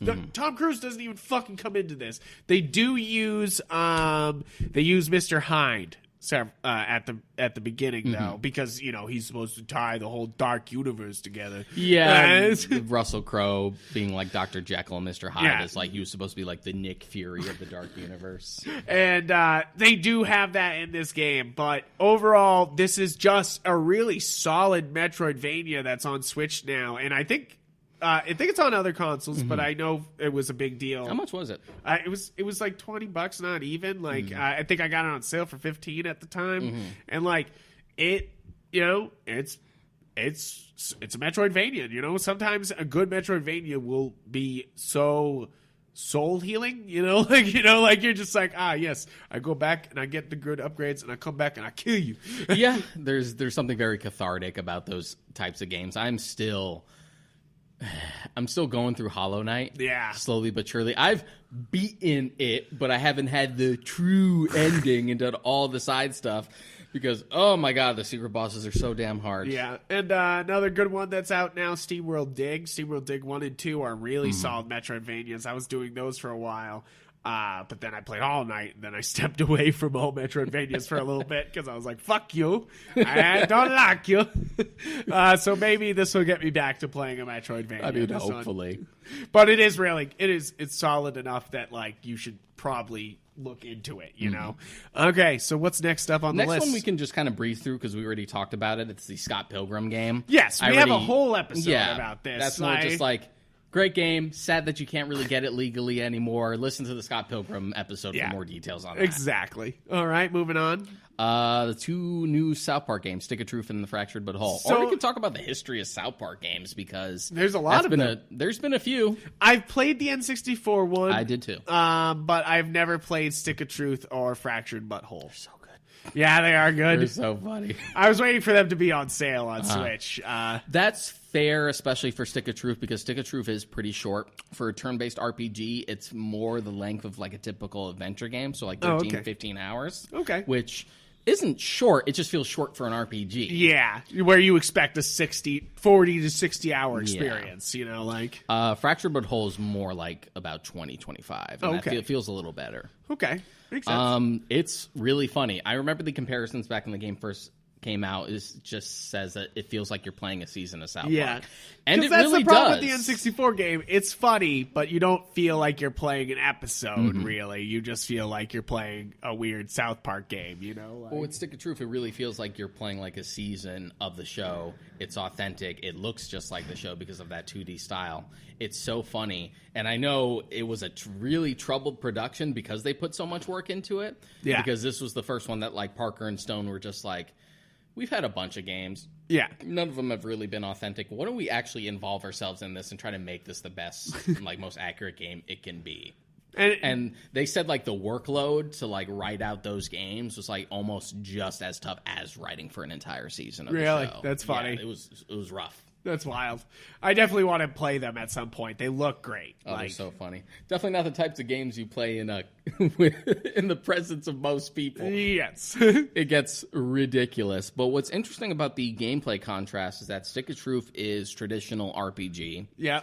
Turn-based RPG with like buffs and stuff like that, spells. And then the Fractured But Whole instead went for like grid-based. Huh. Yeah. Kind of like Mega Man Battle Network? Sort of, but not as big with like the timing or using cards, but it is like grid-based and area-based, and it's all about like AoEs. Interesting. Yeah. That's cool. Oh, all right. I'll play. I would say Stick of Truth for me, was overall funnier. Yeah. But Fractured But Whole definitely was... a more satisfying game. A more polished game. All right. Yeah. That makes sense. And the N64 one's good, but it's limited by its system, and it's obviously... Absolutely. I remember having fond memories of that game. Yeah. Not only with the story mode, but like the ridiculous multiplayer. Yeah, like split-screen multiplayer stuff. It's ridiculous. Next up is The Simpsons. Have you played any of the Simpsons games? I have played the arcade one that's famous, where you can be it's the beat 'em up in The Simpsons, whichever one's that. And of course, I've played what's the Crazy Taxi remake? It's just Simpsons something. I forget the name. I'm sorry. Hit and Run. Hit and Run. There it is. Because I always mix them up all the time because there's the GTA one, yeah, and then there's the Crazy Taxi one, and both of them are really good. I just always mix the titles up. I love that game. I played a lot of, I think it's Hit and Run, the one where you are Crazy Taxi basically, and I played a lot of that. I played Road Rage. Road Rage. There Road it is. Rage is the Crazy Taxi one. Hit and Run is the GTA one. Okay, there we go. I love Road Rage. I thought Road Rage was really funny and really like exactly the type of Simpsons humor that translates well to a game. Yeah, absolutely. And I didn't mind the fact that it was very much like a Crazy Taxi clone. Like Crazy Taxi is literally one of my favorite games. It is Crazy Taxi's great. It is my chill out game. I still have a copy of it. I will pop it in anytime. All right. So I don't know if I've ever played Hit and Run. Then the GTA one. I don't know if I've played that. It's a lot of fun. It's like it's not fully explorable because the limitations of the system at the time. But you pretty much have Springfield as a big sandbox. Yes, I have played this. I remember that because I remember like going into the Quickie Mart. I mean, not Quickie Mart. What do they call it in Simpsons? The store thing is Quickie Mart. Oh, okay, cool, good. I was just like, I'm just calling it from Clerks, but like. And then we have a couple more Simpsons games here. There's a bunch of Simpsons games. It feels like we've had a bunch, but it feels like none of them had that same impact that Road Rage and the beat 'em up did. And the beat 'em up and Hit and Run did. Those seem to be like the fan favorites as far as that franchise the is beat 'em concerned. up is worth it. Like, I feel like that needs a remaster, or I know it's already on PS4, but like that's just really solid beat 'em up. You know, like just one of those classics. A good variety plays. I mean, it stands in the history books of beat 'em ups with the X-Men game. You know, like yeah, I do have fond memories of the X-Men game and its terrible lines. Yes, we'll get to the X-Men games, but yes, welcome to Die.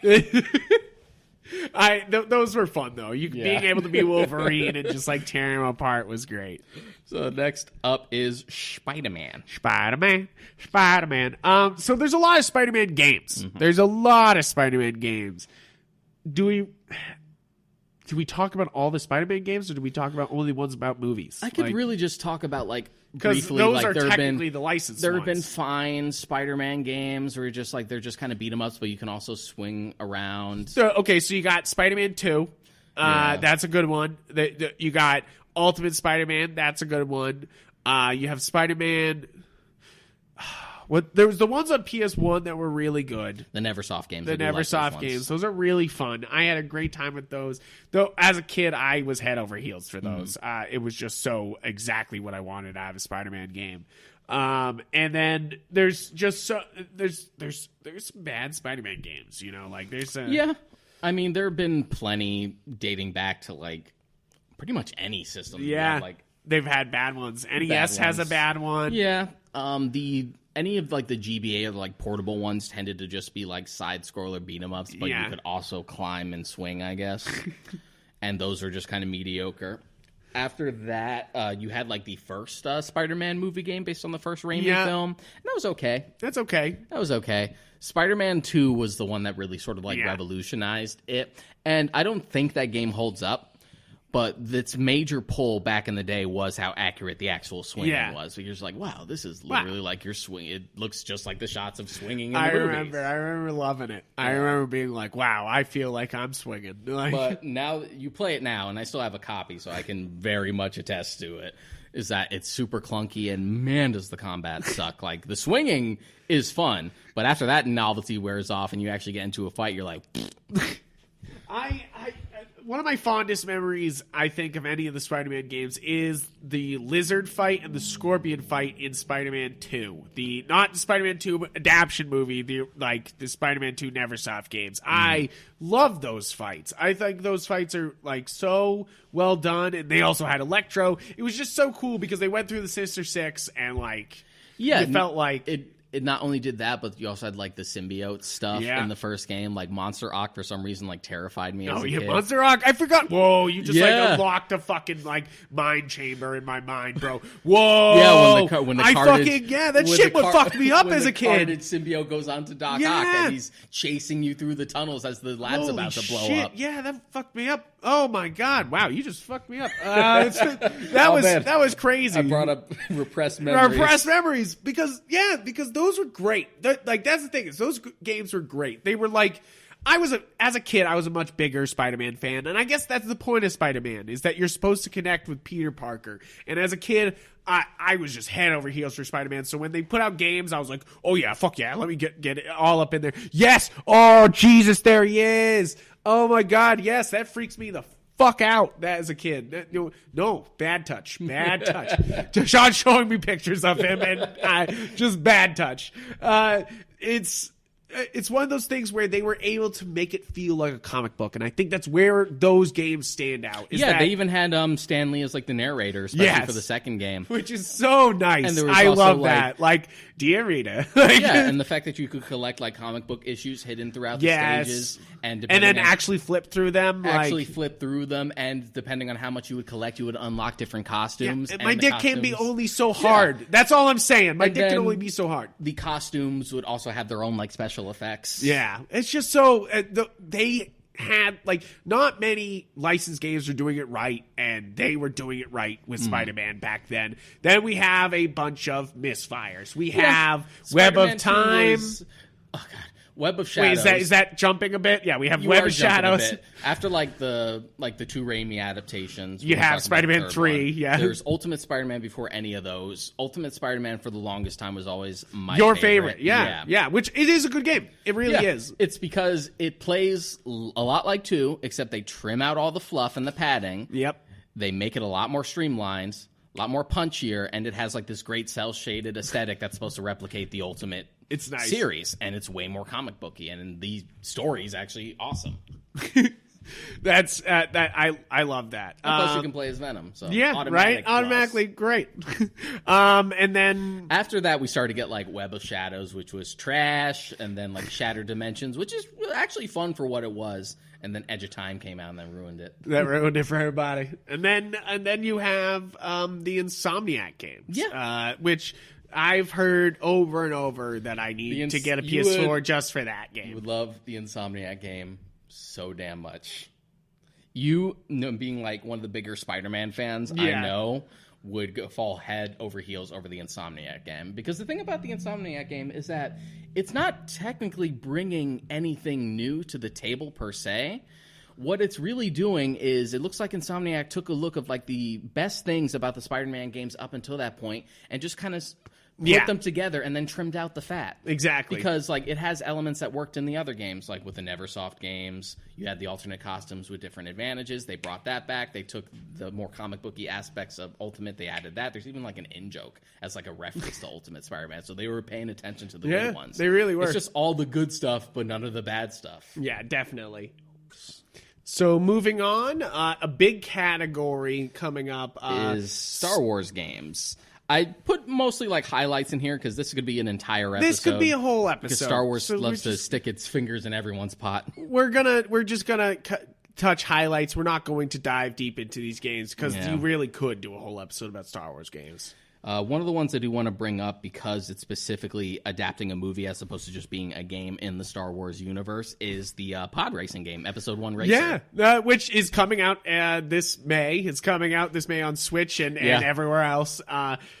This is a fun game. This should not have been a fun game, but they took the one good thing about Episode 1, other than the whole end fight. We'll just say the whole end fight and Obi-Wan. You took the one good thing, pod racing, and made an actual fun game. I loved this game. Did you ever play this in the arcade? Yeah, I played it arcade and I played it at home. You actually got to sit in like the pod racer cockpit, and it was dope. It shook you a little bit. That was dope. I like that a lot.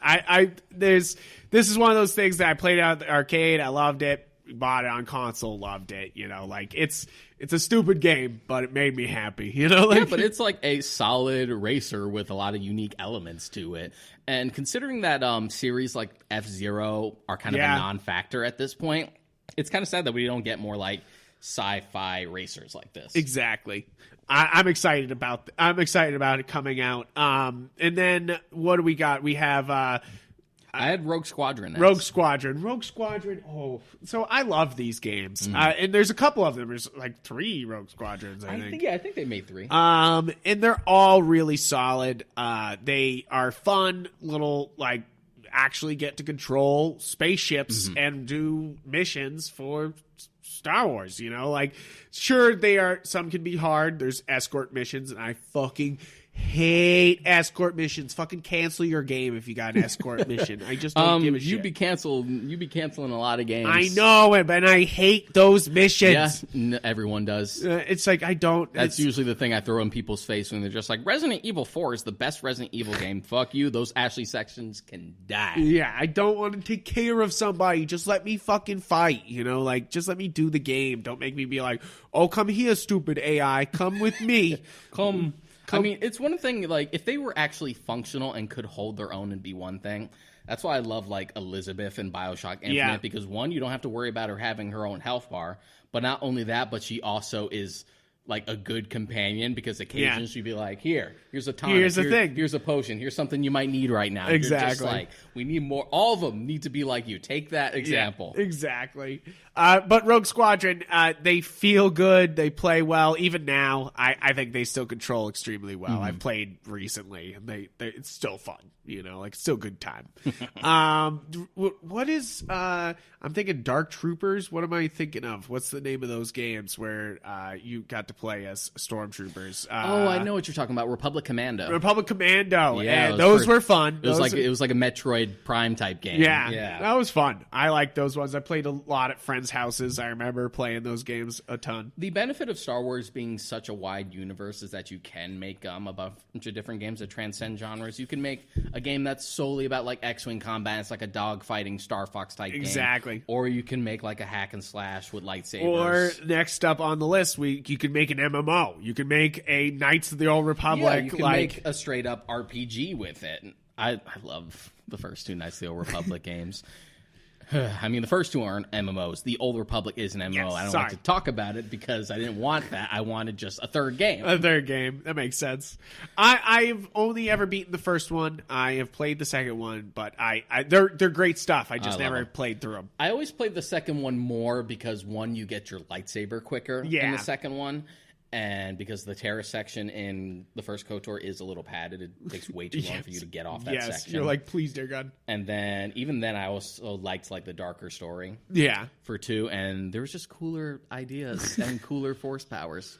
Yeah, exactly. Shout out to the best force power, Force Crush, where you lift your enemy up into the air and you like break their neck and spine. Yeah, you're like fatality. So good. And yeah, those are great games. After that, I just have like 2 more because Force Unleashed. I do have Force Unleashed. Okay, cool. Just want to make sure we'll Force talk about Unleashed, it. It's all right. I like the first one because they actually put the effort in.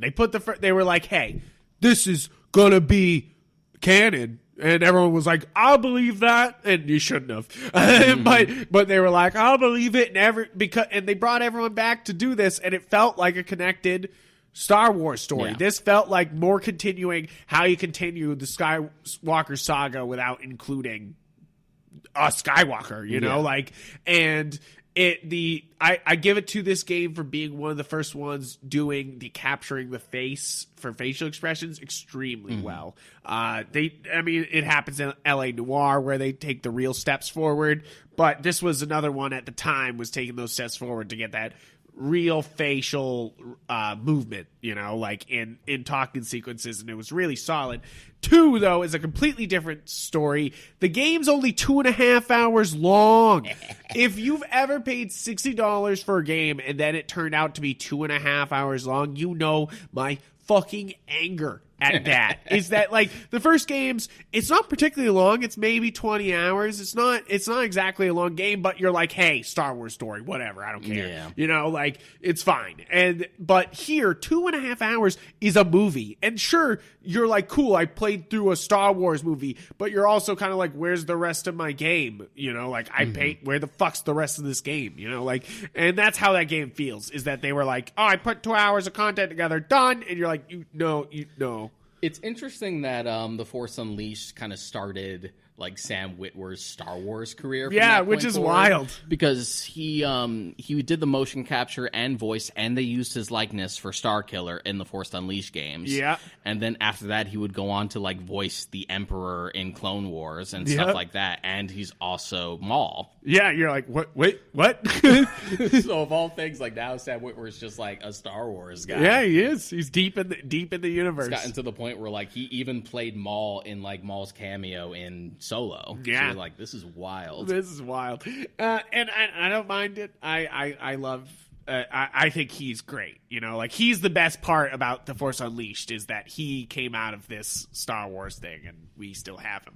The only 2 other things I have are the Jedi Knight series, which we were actually talking about on the car ride over. So I haven't played any of this, but you seem so excited by these games coming to Switch. So it's actually a long-going series of about like 4 games. The first one was Dark Forces, an old game back on PC that kind of played like the original Doom. Oh, okay, like the original Wolfenstein. Sure. It was getting the Death Star plans before Rogue One. Oh, there you go. It. Yeah, because like everyone thought that was the only idea we could do for a game. Like the main character was like this Han Solo type.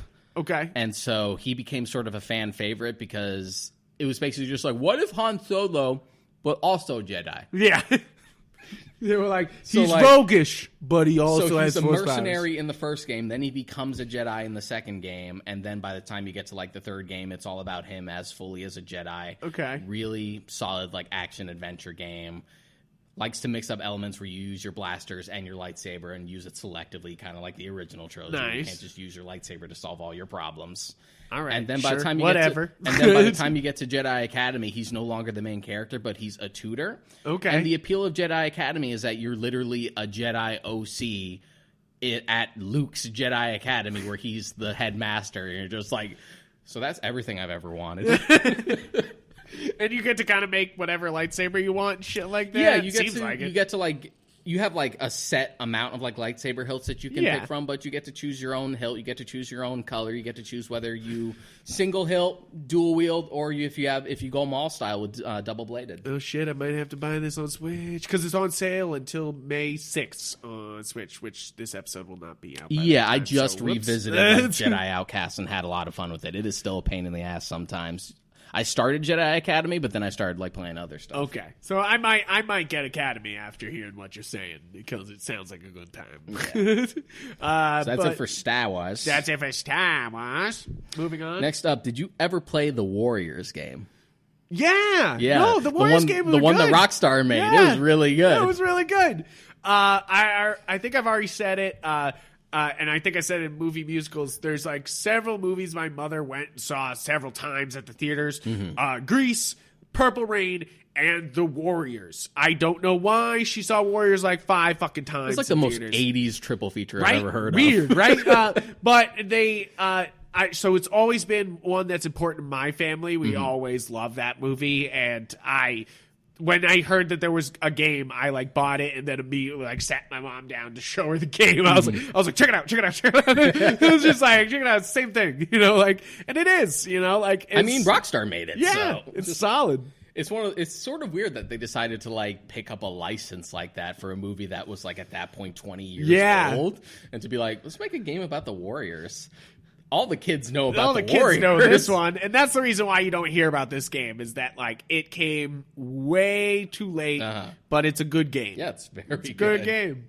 Moving on. Yeah, we're winding down here. We're almost done. All right, what we got? Next up it's mostly going to be me as Telltale. Telltale. So yeah, I've played a few. I've played a few of these. So want to go through the ones you played? Yeah, I'll say which ones I've played. I have played the Walking Dead games, which I've only played the first one. Everything but the final season. So they've been 4 seasons so far. Fourth one's the last one. I bought it. I just haven't gotten into it yet.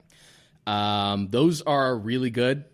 Good tear jerkers. And they're not exactly connected to the show or they're more connected the comic to the comic. Book. Okay, cool. Is there comic book characters in it, or is it? Oh, okay. Yeah. All right. Not as like major players, but they like come and go. It. Like Glenn's in the first season, and then he leaves, and he's going to end up with like the crew from the actual comic. So it's really cool how it like ties in. That's awesome. Yeah, and those are really good. Great choose your own adventure stuff if you're into games like that. Yeah. It's sort of like those old choose your own adventure books that you would like just in video game form. I love that. And the fact that your choices influence the way people react to you and affect like outcomes from different episodes and affect the endings. So that's sort of the fun. That's fun. It's gotten to the point where like Telltale knew that they had something with it. Yeah. There's a point where there's even like a streaming option where it's like connected to Twitch where like the viewers can vote what the decision is. That's and funny. then that's how it's determined. That's funny. It's really interesting. It gets to the point where like when you're done with each episode, it tells you what the percentage of like, people the big who choices chose. are. I love that. So you get to see who's like, okay, did I go with the masses or was I really the minority for this one? Yeah, I always what are the other that. people thinking?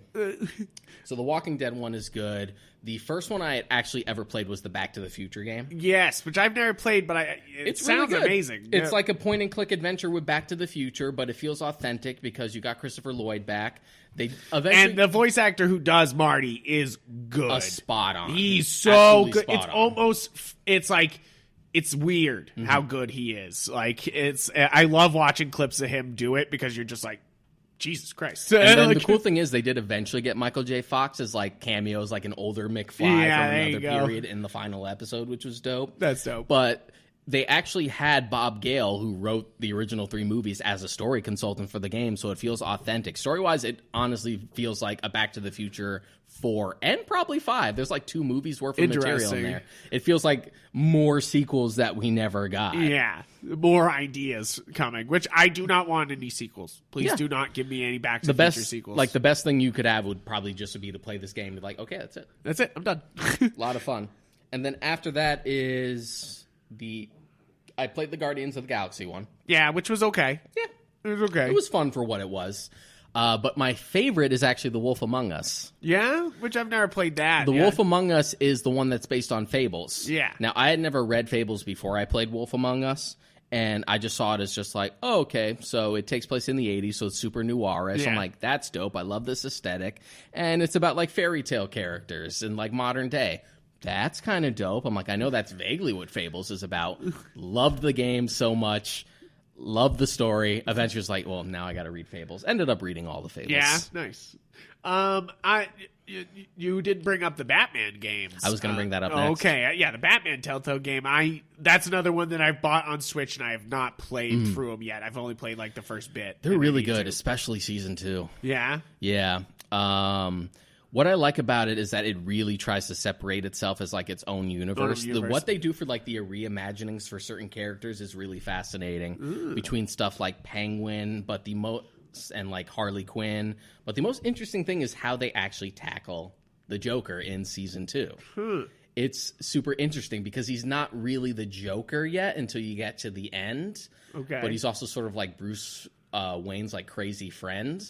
And so based on the way you interact and treat him, he like goes on a certain path. Interesting. And it's like, it's one of the more interesting takes on the Joker that I've seen in a long time. It's really cool. That is really cool.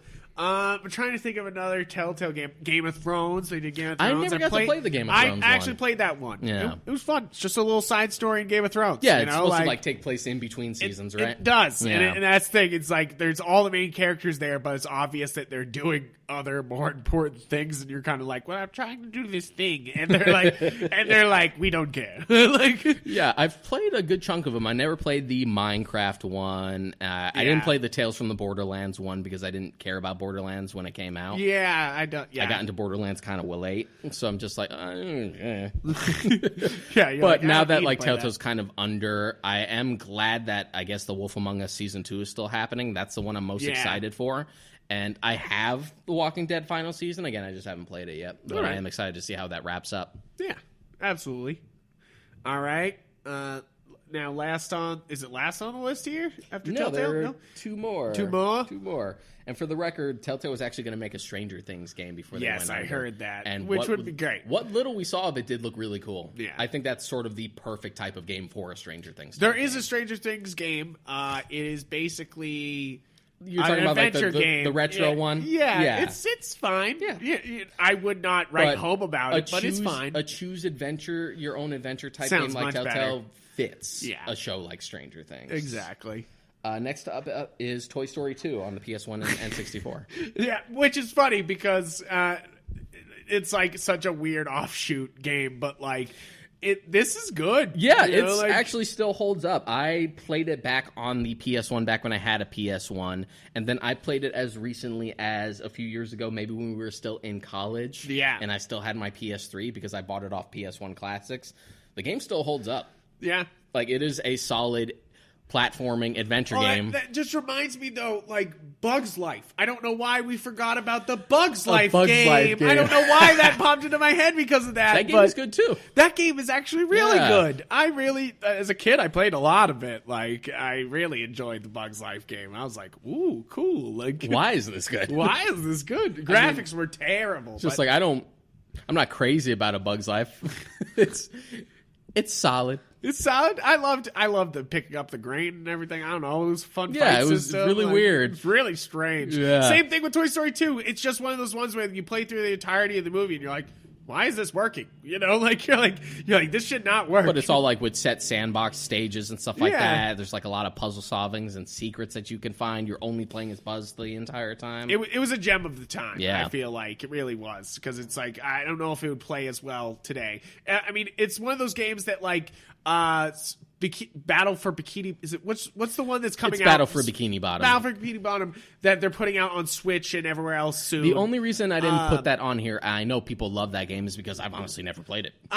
I've played a little bit of it, but it's clunky, and I'm kind of worried about this game coming out in modern consoles, because you'll be like, oh, I forgot, it's clunky, and like. Well, I mean, with a remaster or like a remake like that, you always sort of take it with a grain of salt, because you know it's going to have more or less the same like physics or like clunkiness that the original game might have. Exactly. It's like going into the Crash trilogies or the Spyro trilogies. You know what you're going to get. You know what's happening. Yeah.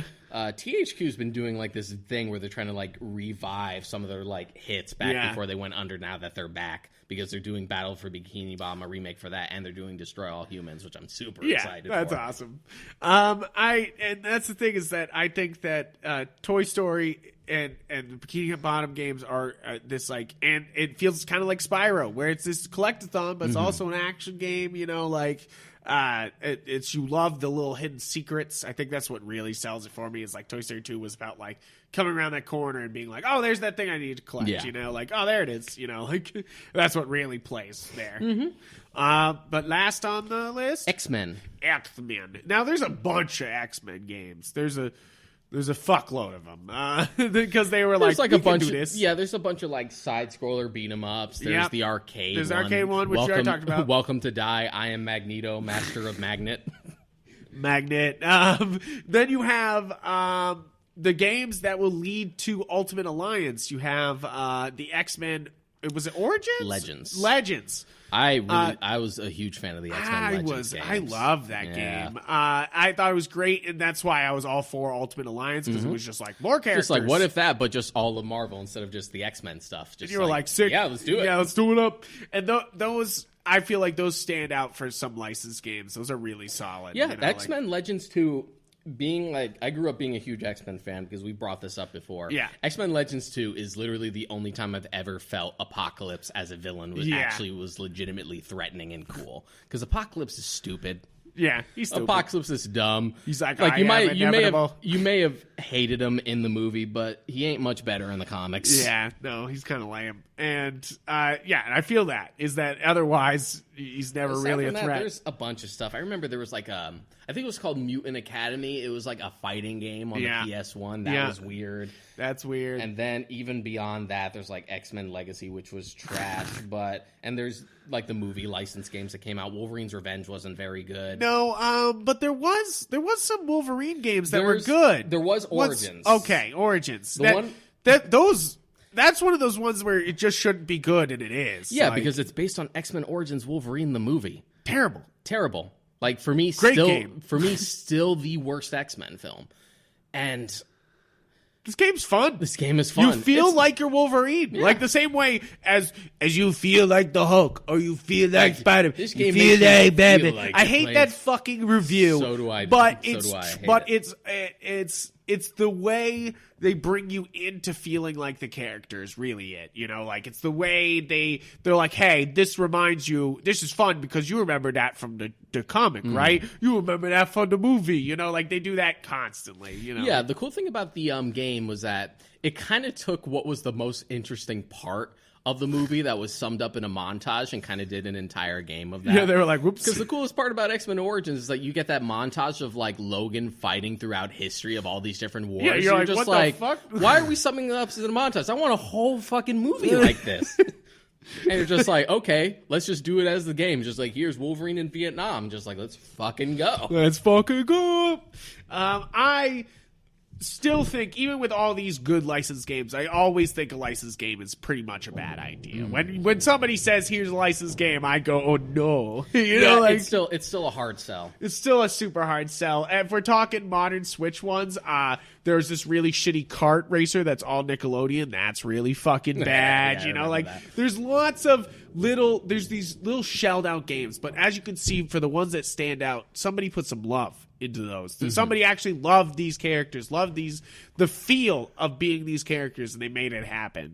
Like that's what I feel is the only way these effective licensed games really work. And there's also just like giving it time to have like proper development cycle. Exactly. Because that's often the times, because look, video game designing is hard. We're only now just realizing how badly developers are treated. Yeah, crunch time and stuff like that. Like this has been like the worst kept secret in the industry for like decades, but now we're only starting to like actually be like, maybe we shouldn't treat our developers like garbage. So it's just like one of those slave things where, like, believe workers. me, it's not a lack of effort. It's more just like a lack of time. Yeah, exactly. So guys, I think that's pretty much all our licensed games episode. If we've missed one, please let us know. Please talk to us about it. I'm Frank on Twitter. And you're Mod Karaika, and you can check out our Facebook page, the Warp Shelf podcast. You can find us on any platform where you get podcasts, literally. We're pretty much everywhere. Anywhere you get a podcast, we're there. And please talk to us. We love when people talk back to us about the podcast. I don't know if you've seen the episode of the Midnight Gospel yet, the new Pendleton Ward show on Netflix. No, I haven't. That yet? So funny, so good, so wild. It's a wild show. But my favorite part at the end, he's like, okay, and this shout out, he's making a podcast the whole time, and he goes, okay, this is a shout out to my one listener, and he says some like weird name like Jerry something, and he's like, I live and die for you. And I was like, wow, I feel that. I feel that super hard. And I really do. I love every single person who listens to this. Thank you for listening. Thank you for tuning in. And please reach out. Let's talk. Yep. We'll see you next time. Adios.